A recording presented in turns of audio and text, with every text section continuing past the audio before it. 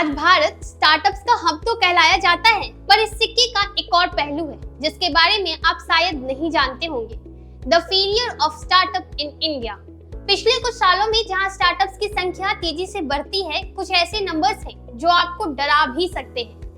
आंकड़ों की माने तो बस पिछले साल में ही अप्रोक्सीमेटली 90% ऑफ स्टार्टअप्स फेल हुए हैं। ये अपने आप में हैरान कर देने वाले आंकड़े हैं, पर क्या आपने कभी सोचा है कि इतने सारे स्टार्टअप्स इंडिया में क्यों फेल होते हैं? नमस्कार, मैं अंजलि मिश्रा कॉर्बिस के साथ आज आप सभी को इसी सवाल की गहराई तक ले जाऊंगी। आज के इस वीडियो में हम डिस्कस करेंगे कुछ shocking facts, real life examples और इम्पोर्टेंट टिप्स जो आपको स्टार्टअप फेलियर से बचा सकते हैं। और हाँ, अगर आप अपनी स्टार्टअप की ग्रोथ को फास्ट ट्रैक पर लाना चाहते हैं तो हमारी कंपनी कॉर्बिस आपके साथ है, helping over 1 lakh startup succeed. तो चलिए शुरू करते हैं। इंडिया में हर साल हजारों स्टार्टअप शुरू होते हैं, लेकिन इनमें से सिर्फ कुछ ही सफल होते हैं। स्टडीज के मुताबिक 90% स्टार्टअप्स अपने पहले 5 सालों में ही फेल हो जाते हैं। पर क्या इन नंबर्स से आपको डिमोटिवेट होकर अपना स्टार्टअप का सपना छोड़ देना चाहिए? हर एक असफलता में छुपी है आपके लिए कोई ना कोई ऐसी सीख जिसे हासिल करके आप उस 10% के आंकड़े में खुद को पा सकते हैं। तो आइए एक एक करके कुछ रियल लाइफ केस स्टडीज के थ्रू फेलियर की रूट कॉज को समझते हैं।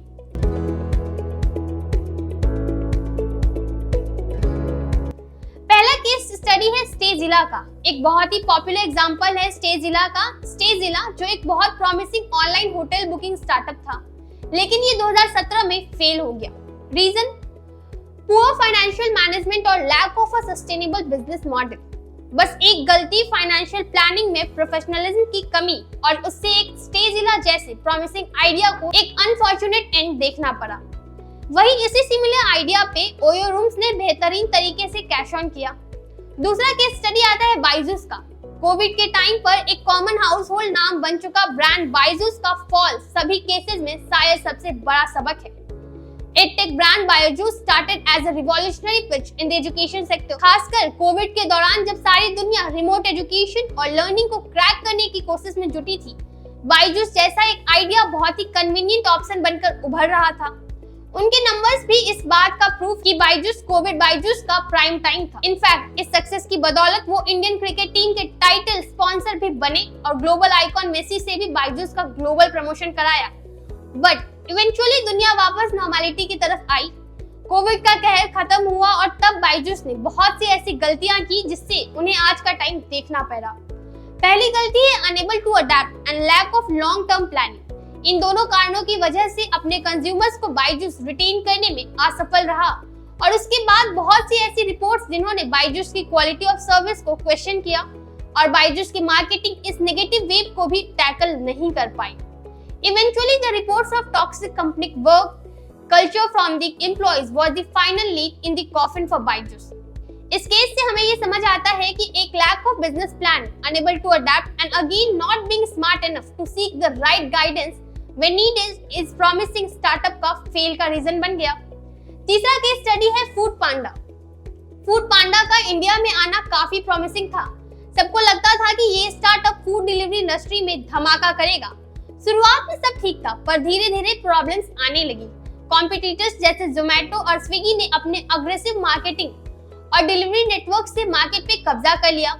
फूड पांडा का कस्टमर सर्विस और डिलीवरी टाइमिंग भी टाइम के साथ डिग्रेड होने लगा, जिससे कस्टमर्स नाराज हो गए। फिर एक टाइम आया जब फूड पांडा अपने ऑपरेशन स्मूथली चला नहीं पाया और लॉसेस बढ़ते गए। 2019 में ओला ने इसे एक्वायर करके ऑपरेशन को वाइंड अप कर दिया। अब हम बात करते हैं कॉमन रीजंस फॉर फेलियर।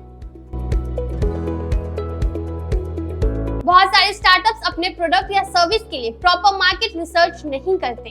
अगर आपको अपने टारगेट ऑडियंस की जरूरत और उन्हीं के अकॉर्डिंग पेन पॉइंट समझ में नहीं आते, तो आपका स्टार्टअप पहले ही दिन से डेंजर में है। फंडिंग का शॉर्टेज भी एक बड़ा रीजन है। बहुत स्टार्टअप्स अपने इनिशियल स्टेजेस में ही फंड रेज करने में फेल हो जाते हैं, जैसे कि स्टेजिला के केस में फंडिंग के शॉर्टेज ने उनको मार्केट से हटा दिया। अगर आपके स्टार्टअप का विजन क्लियर नहीं है, तो आपका स्टार्टअप आसानी से डिसओरिएंटेड हो सकता है। आपको अपने मिशन और गोल्स को सेट करना पड़ेगा ताकि आप हमेशा एक क्लियर डायरेक्शन में बढ़ें। फाइनेंशियल प्लानिंग और बजट मैनेजमेंट का प्रॉपर ना होना काफी स्टार्टअप्स के लिए डाउनफॉल का रीजन बना है। आपका स्टार्टअप कितना भी यूनिक क्यों ना हो, अगर फाइनेंसेस सेट नहीं है तो सस्टेनेबिलिटी मुश्किल है। एक और मेजर रीजन है वीक टीम। अगर आपकी टीम स्किल्ड और अलाइन नहीं है तो स्टार्टअप को लॉन्ग टर्म सक्सेस मिलना मुश्किल है। यही सब इश्यूज को ध्यान में रखते हुए कॉबिज ने अपनी सर्विसेज को डिजाइन किया है। हमारे एक्सपीरियंस कंसल्टेंट्स आपकी हर जरूरत का ख्याल रखते हैं, चाहे वो मार्केट रिसर्च हो, फाइनेंशियल प्लानिंग हो या लीगल कॉम्प्लायंस। अगर आपका स्टार्टअप ग्रो करने के लिए तैयार है तो कॉबिज के साथ जुड़ना एक वाइज डिसीजन होगा। आज 1 लाख से भी ज्यादा Indian startups trust Cobiz and are growing every day. एक सक्सेस स्टोरी भी सुन लेते हैं जोमेटो की। इनिशियली जोमेटो के फाउंडर्स को कई चैलेंजेस का सामना करना पड़ा, लेकिन इन्होंने अपना मार्केट को समझा, कस्टमर नीड्स के अकॉर्डिंग अपने सर्विसेज को अडेप्ट किया और फिर एक सॉलिड बिजनेस मॉडल बनाया। आज जोमेटो ना सिर्फ इंडिया में बल्कि ग्लोबली भी अपनी प्रेजेंस बना चुका है। तो दोस्तों, अगर आप अपनी स्टार्टअप जर्नी में इन सब गलतियों से बचना चाहते हैं और अपनी कहानी को एक सक्सेसफुल स्टोरी बनाना चाहते हैं तो आज ही कॉबिज से संपर्क करें। हम आपको हर कदम पर सपोर्ट करने के लिए तैयार हैं। वीडियो पसंद आया हो तो लाइक करें, शेयर करें और ऐसे ही वैल्यूएबल कंटेंट के लिए चैनल को सब्सक्राइब करें। मिलते हैं अगले वीडियो में, तब तक के लिए all the best for your startup journey.